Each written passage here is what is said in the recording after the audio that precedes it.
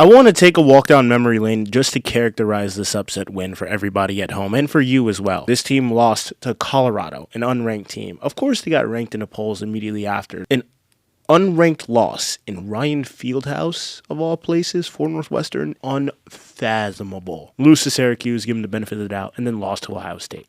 After not losing a home game against an unranked opponent in over 20 years coming into this season, they have now lost 2 after that Ohio State game. So you wake up the morning of March 16th, you look in the mirror, you wash your face, you're like, is the magic of Northwestern lacrosse really gone? The days of Izzy Skeen and Aaron Kuykendall are over. They're never coming back. They're off to the PLL. They're making bank. Even the seniors from last year, Delaney Schweitzer, gone. Sammy White, gone. Jane Hansen, gone. Riley Campbell, gone. Yet this team still manages to recreate the same magic Kelly Amonte Hiller has made and grown at Northwestern over the past 2 decades. They beat North Carolina, beat Johns Hopkins, and then just beat Maryland tonight. This team is inevitable. This is Winning the Draw, a Northwestern lacrosse podcast. My name is Matt Campbell, and you're listening to WNUR Sports, your home for Northwestern athletics. Taylor inside the fan, shot to score for Maddie Taylor.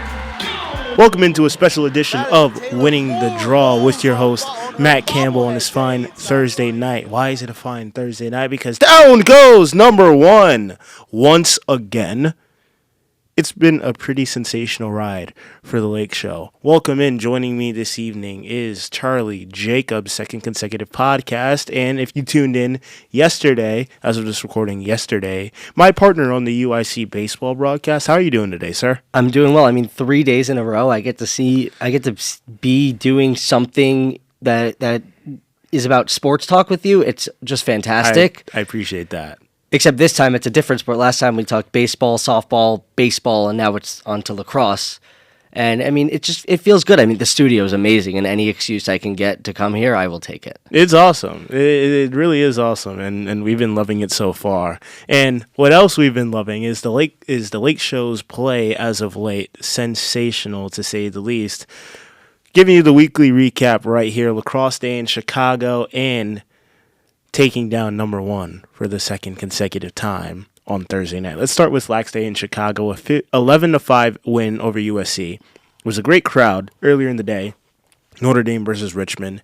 In the men's side of things, a top 5 matchup in which the Fighting Irish took a pretty convincing 12-8 win. They beat the crap out of this team in the first quarter. They went off for 8 unanswered goals in the first 15 minutes. It was nuts. I was actually there in Anderson Hall. The Big Ten Plus guys were producing the ACC network broadcast, which is something that we have never done for Big Ten Plus, which was weird to see in and of itself. But just watching the first quarter, Notre Dame looks like the best team in the country. Ranked number 2 this week in the men's side of things. Richmond dropped to number 4, so a little bit of a swap, besides the fact that UNC was still number 1 in the men's coaches polls this week. As for Northwestern women's lacrosse, it was just a Madison Taylor show for the second consecutive game, building off a 6-goal outing on her own bobblehead day, no less, against Johns Hopkins. Surpassed the 300 career goal mark on Sunday afternoon. Just know, she just happens to be one of the greatest, if not the greatest, to ever don the purple and white. Maybe the greatest athlete to ever come through this school. But what gets overlooked about Madison Taylor is her passing game. She assisted on 2 of Northwestern's first 3 goals in a game, and the other one that Northwestern scored was a Noel Cumberland unassisted score. What's new, because she had one like that against Johns Hopkins.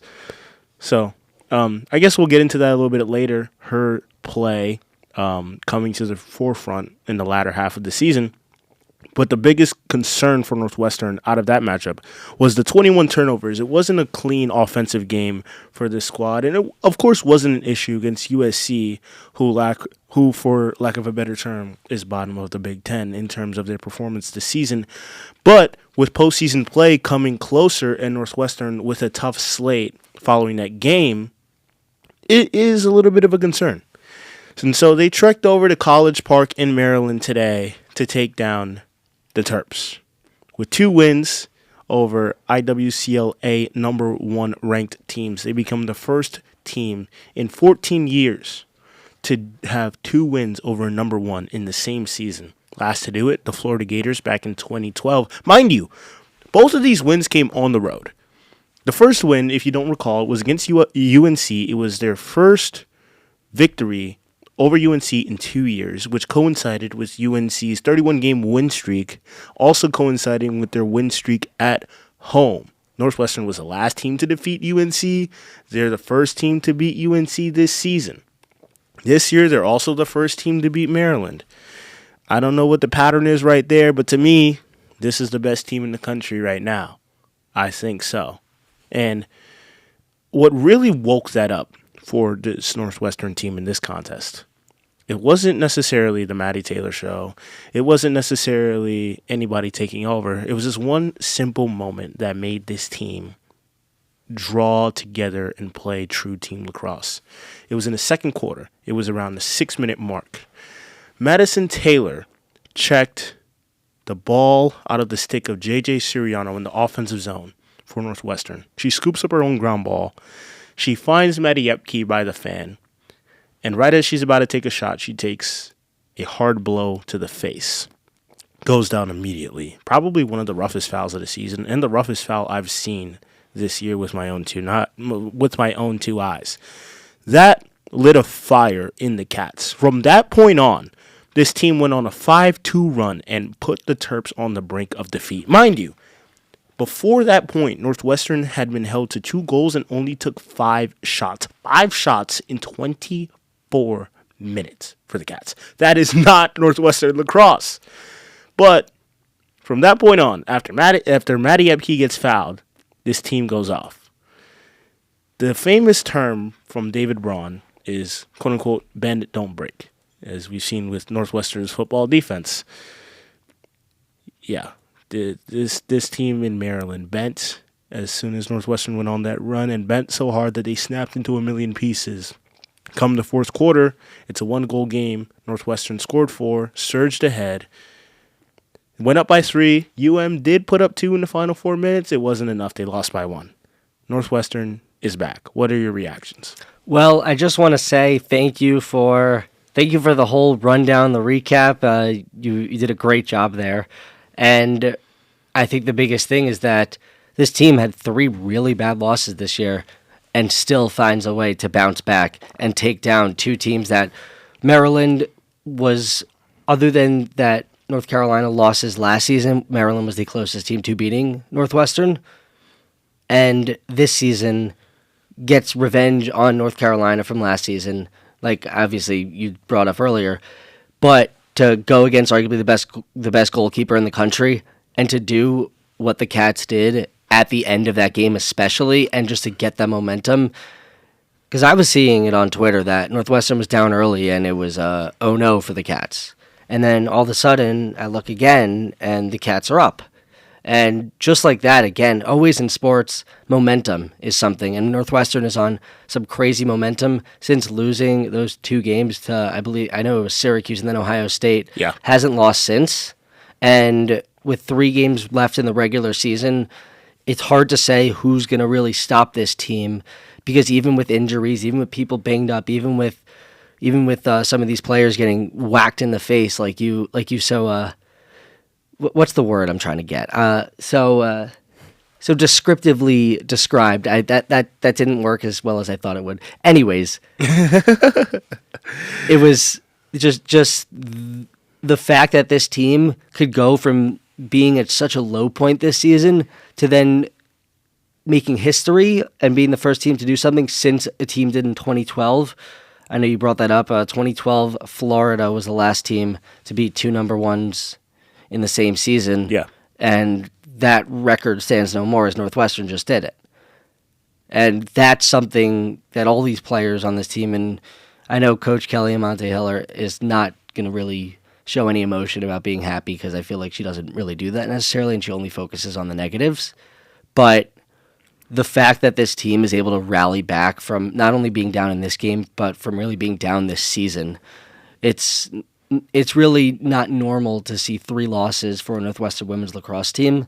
But the fact that there are 3 losses, yet this team is still possibly the best team in the country. Maybe I think there's an argument that they're number 2 behind Syracuse because Syracuse did beat them I guess. But and obviously I'm obviously not like the college football playoff committee or the people who select the March Madness teams, but I think that would really factor into it.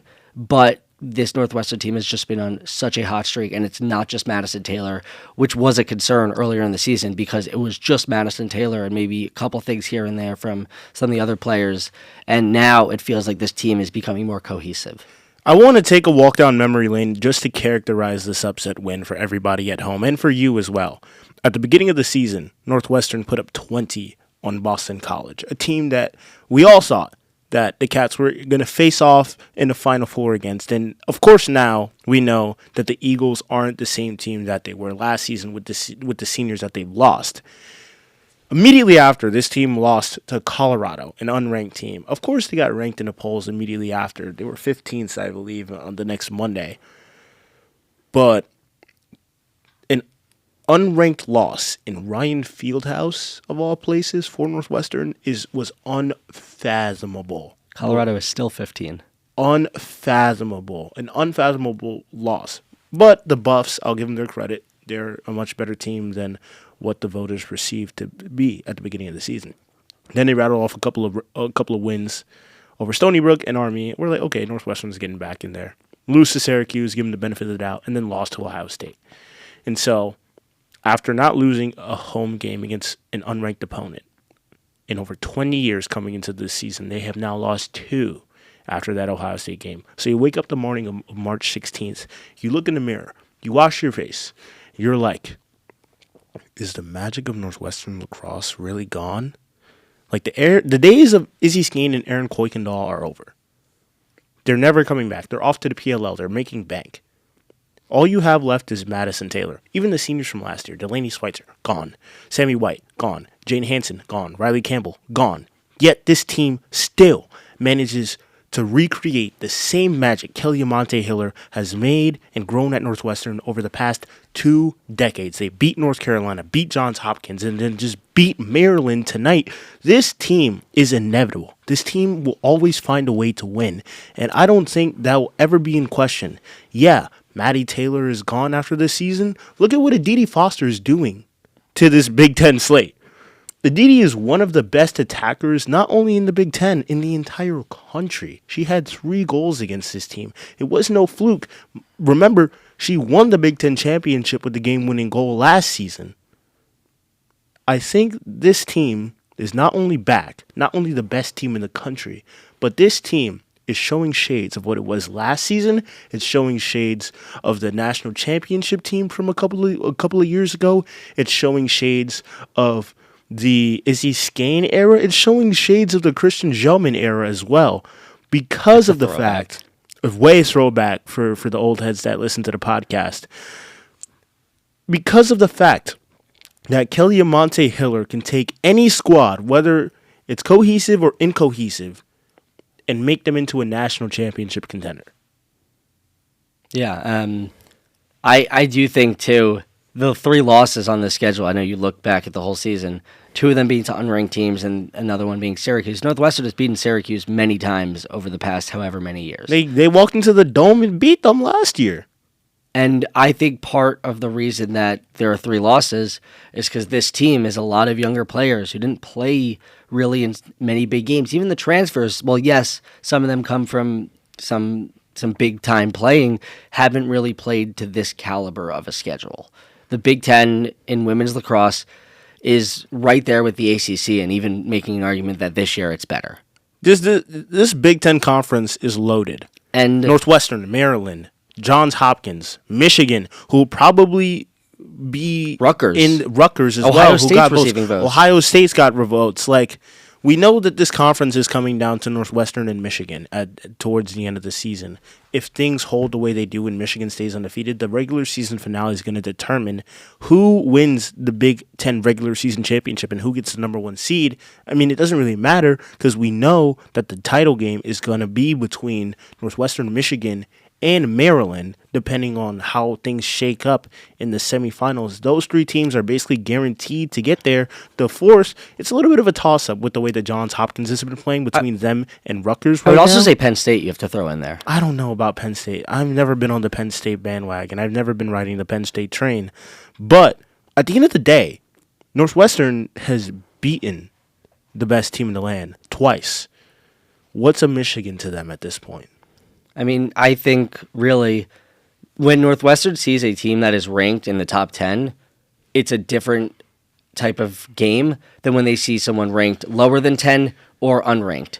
This team has fallen victim to trap games this year, and there's no other way around it. Colorado was a trap game, for sure. You go out, you beat Boston College, you're on a crazy high, you come back, Colorado looking to shock the world, and they do. You go on, you beat Army, you beat Army pretty handedly, beat Stony Brook by 1, also a ranked team, then lose to Syracuse, who was ranked 14 at the time. Not in the top 10, not accustomed to what Northwestern is doing or used to really living up, because this team now with women's lacrosse kind of being more even across the top than it has been lately, especially even last year where there were really just 3 top dogs in UNC, Northwestern, and Boston College. It's more spread out that even some of the teams in the teens are really tough teams and tough competition to go against.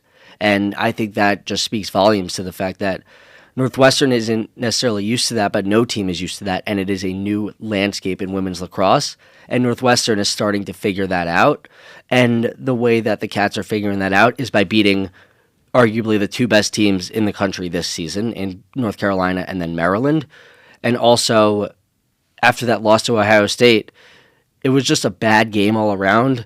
And this team has lost all 3 of its games at home.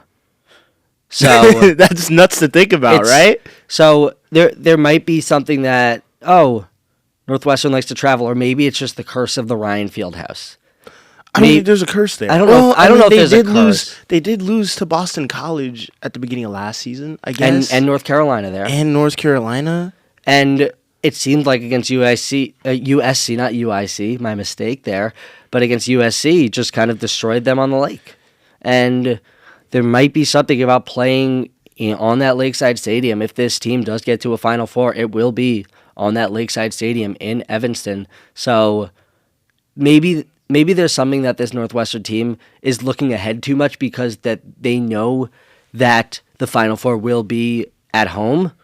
So maybe they're not taking each game necessarily as seriously, but at the same time, that level of competitiveness has really shown up lately with some of these late game wins, some of these crazy comebacks, and really just everything being put together and not having to rely just on Madison Taylor, despite her still putting up the numbers she's putting up.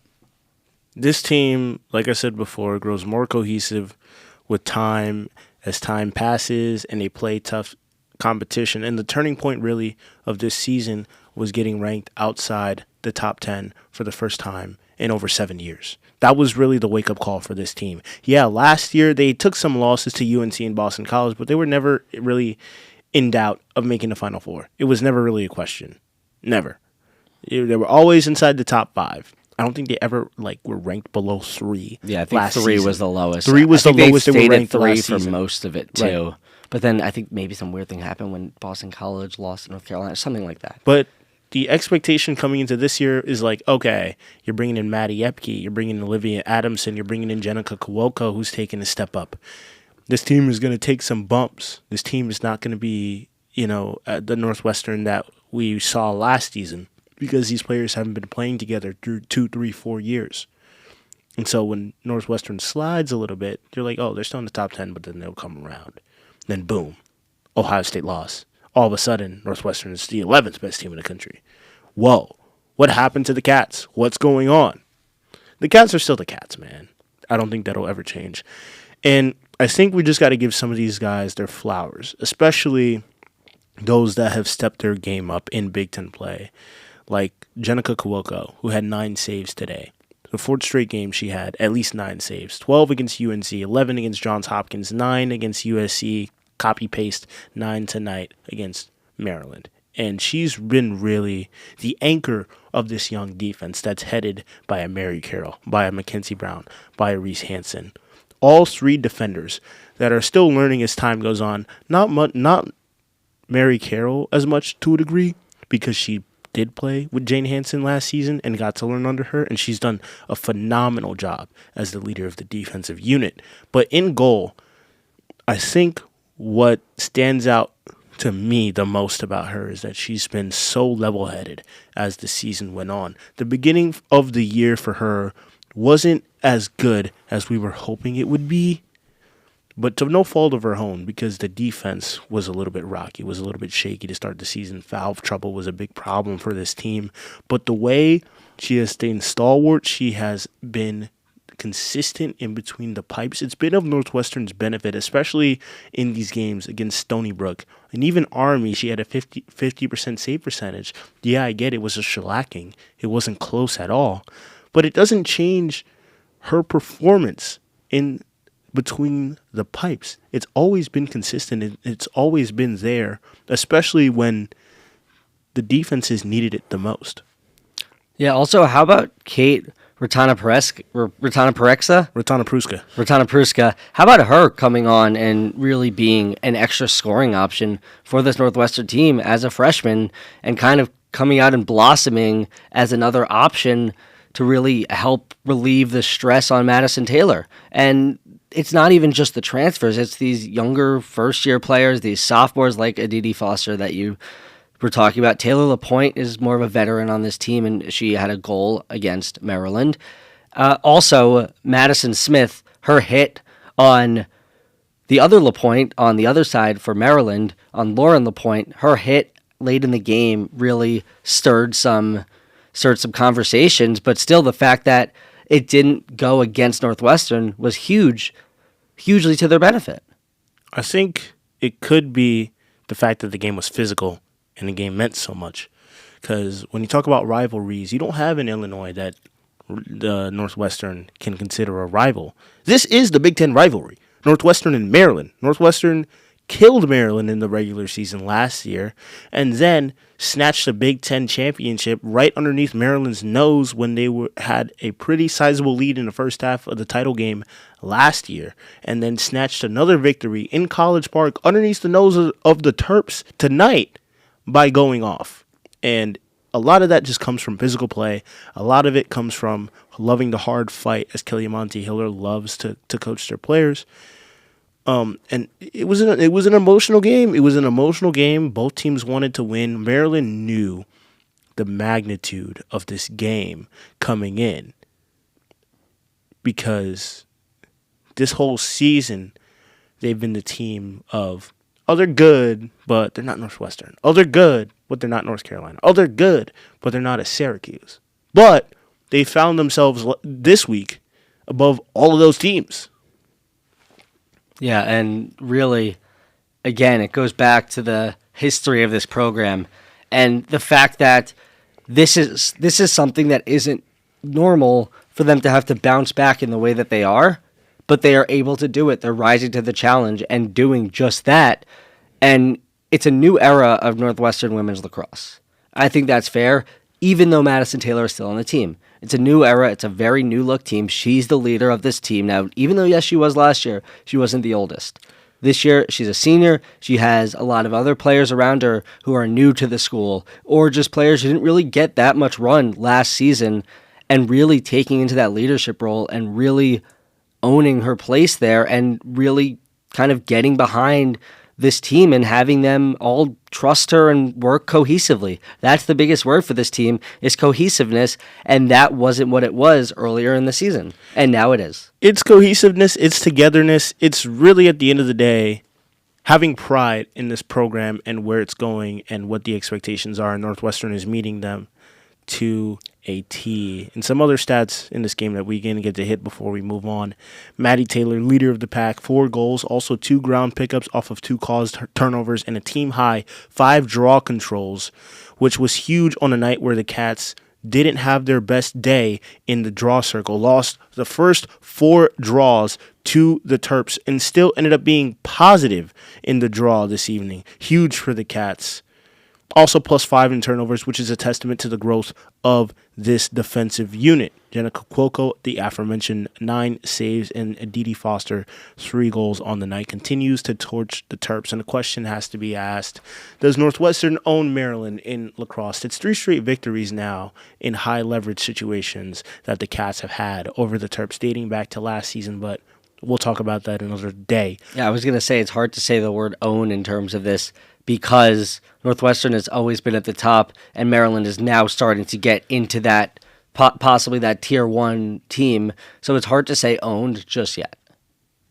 Fair enough. So up next for Northwestern. The road does not get much easier. 3 teams that all receive votes in the polls. 2 of them are ranked. This Sunday, April 12th, they'll be traveling up to Happy Valley to take on Penn State, who's currently in a matchup against Oregon. Not very competitive. Oregon, bottom of the Big Ten type of team. 15-7 Nittany Lions right now with 2 minutes left to go in the third quarter, so chalk that down as a W for Penn State. And then next Wednesday, they'll be playing Rutgers on Lakeside Medicine Field at Martin Stadium, who also receive votes in the IWCLA polls.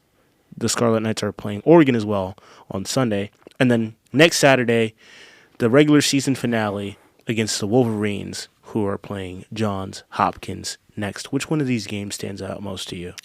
You might think I'm crazy. I think the Rutgers game is the scariest one out of these 3. That's not even crazy to say. Because it feels like a trap game, and it's a home game. Northwestern has not been that good at home this season. That's not even on the road. 5-0 at home. That's not that 5-3. That's not that crazy to say. And although Rutgers is I would say pretty clearly the worst team out of these 3, Northwestern has not been good at home, like I keep repeating. And also, the road games and just the way that when Northwestern now, especially after that loss to Syracuse, sees number blah, blah, blah next to the team's name, go in there, get the job done, whether it's close or not. And I think, well, yes, Michigan will be a tough game. Northwestern's good in road environments. I mean, and it's proven that with beating North Carolina and Maryland. Also two of the toughest places to play in women's lacrosse, and North Carolina being number 1, it's not even close, and still go in there and get the job done. And that's also a testament to the fact that a lot of these schools, Maryland and North Carolina, also have men's lacrosse programs who also have their own legacies there, and that adds to what lacrosse means for these schools. And for Northwestern, with just a women's team, to go in there and do what they did, it feels like these road games are just kind of another nip on the bud. They could be. I think the exception to that is Michigan and Ann Arbor. These are 2 teams that will obviously have quite the pull in the conference tournament and could easily match up with each other in the regional if Northwestern were to host and the chips were to fall that way. Remember, last season, Michigan, Northwestern, they faced off in the second round. That game wasn't competitive. Maddie Taylor, I think, the regular season game was close. If I remember correctly, tied the NCAA record for goals in a game. That was a 10-goal game. And then they could have easily played Maryland had they not blown it in the final minutes to Penn in their regional matchup. They were also playing in the second round. And then that could have been quite the barn burner of a quarterfinal / Elite 8 type of game between Northwestern and Maryland. The Cats, the 3 seed, Maryland, the 6 seed back then. But that game for me, circle, squared, starred, highlighted, whatever you want to call it, on my calendar, because if both teams end up going undefeated, all the Cats have to do, all they have to do is beat Michigan and their Big Ten regular season champs. They already have the head-to-head over Maryland. All they need is the head-to-head over a team like Michigan, who right now is tied for second by technicality in the conference with Northwestern at the 4-1 record, and a team that's undefeated at home so far. And at the end of the day, Michigan home environments, they're always tough to play in, no matter what sport it is. We already know the Big House, probably like the best environment in all of college football. And they just won basketball. And lacrosse might be that sneaky dark horse contender to win it all this season. And you never know. You never do know. Rutgers, solid team, doesn't necessarily scare me. Penn State, solid team, doesn't necessarily scare me. So let's end it off with record predictions. Around the Horn is the official name of the segment, but we are the only two here. We'll bounce off each other, and to make it quickly, I'll be blunt. I think this team sweeps the rest of the season. I don't see how a Northwestern team with this much momentum, by the way, a team that has rattled off 5 straight victories after falling out of the top 10 nationally, is going to find a way to lose against any of these teams that are outside the top 5. Most likely the top team in the country right now. Will they be ranked that way come Monday? That's still to be seen by the IWLCA. But I think they should surge ahead of North Carolina after the gritty win they had.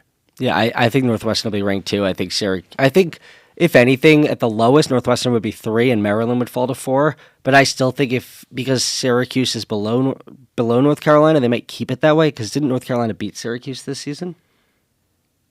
I believe they might have. But you kind of stole my idea. I think Northwestern does sweep these last 3 games. And if any of them are losses, I still think, in the grand scheme of things, this team, if they do get into the NCAA tournament, it's all about momentum, and that's sports, momentum in sports. I mean, Iowa just made a Final Four in men's basketball. Yeah. South Carolina beat UConn after UConn. Well, Iowa made the basketball. Elite Eight. I mean, Iowa made the Elite Eight. UConn women's basketball was destroying teams and then lost to South Carolina because South Carolina was hot. Yeah. And this is no different, although the way of scoring is different. I mean, maybe not. You're putting a ball in a net. Just still definitely a little different. It's momentum. And Northwestern has momentum and arguably has more momentum than any other team in the country right now. I agree with that 100,000%. Both of us are predicting series sweeps. I see 3 games on the docket. I automatically think series in baseball. But both of us are predicting that Northwestern will run the table in the Big Ten and finish the season with 8 straight victories. Will that happen? Well, we shall see and reconvene after April 18th. This has been Winning the Draw with Charlie Jacobs and your host, Matt Campbell. Thank you, folks out there, for tuning in. Charlie, thank you for I'm assuming you're tuning in, but thank you for joining me. Grateful that you joined me. I'm tuning in live. Yeah. Thank you guys once again for tuning in. And we'll be locked in to these 3 high-profile games for Northwestern, and we'll be back in about 2 weeks to recap it all. Thank you, folks, one more time. This has been Winning the Draw with Matt Campbell. So long, and as always, go Cats. This has been Winning the Draw, brought to you by your host, Matt Campbell. If you've been watching on YouTube, be sure to hit that subscribe button to be notified of all of our future episodes and our other content, like the Sunday Sports Blog. If you've been listening on Spotify, tap the follow button at the top of our page to add this show to your library. It's been a pleasure being with you today. Thank you for tuning in. And as always, go Cats. See you next time.